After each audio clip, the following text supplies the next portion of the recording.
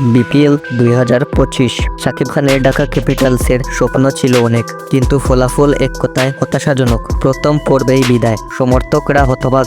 আর তাই 2026-এ আর কোনো ছাড় নয়। শোনা যাচ্ছে এইবার দল গঠন হবে পুরোপুরি নতুনভাবে।